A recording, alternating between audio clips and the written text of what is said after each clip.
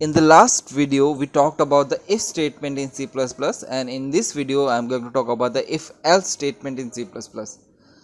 Sometimes you have a condition and you want to execute a block of code if condition is true, and execute another piece of code if the same condition is false.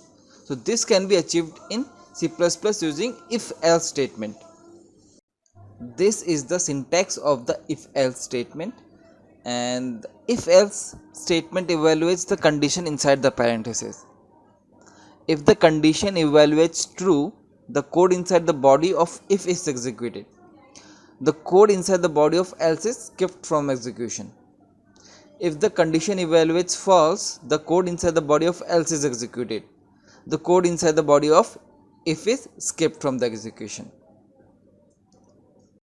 Let us now try to understand the if else statement using an example. So in this example I will try to check whether an integer is positive or negative. Okay, so let us start. So first, header files,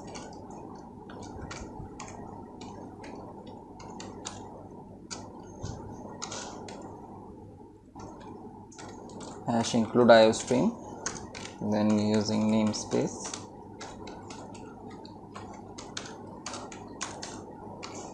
then I will start my main function, that is int main, and then we will define our main function. So first I will declare a variable, that is int num. Okay, and then I will take the input from the user, cout,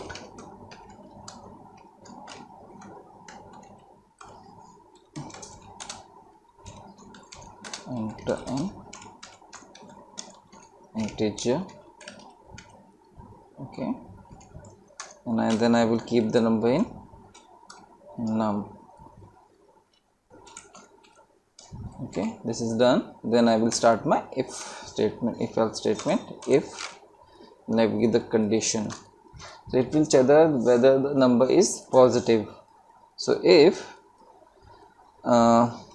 num is greater than equals to 0, so it will treat 0 as a positive number. Okay, so what it will do, it will print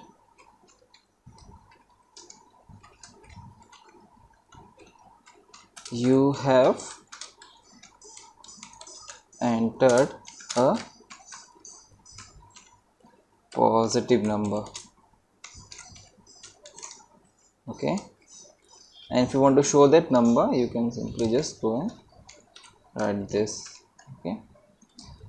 Okay, this is done, and then I will come out. So if the number is not positive, then what? Then we will use else. So else, you don't need a condition here, you just define cout you have entered a negative number. And again, if you want to show the number, you can just write this. Okay, so our if else is done here. I'll just come out of the loop and write return 0, then it's semicolon, and then I will save and compile it. I write if else, just save it. So it is compiling now, and you can see the output. It is asking me to enter an integer, so I just write 10. Okay, and press enter. So you have entered a positive number. Okay, and if I run it again, and this time I give a negative number like -6, so it shows me that you have entered a negative number. So our if and else are both working, and if I put a positive number, it first checks in the if. Okay, and if I put a negative number, it just skip this if and run the code in the else. Okay, so this is it for if else. We'll meet you in the next video. Thank you.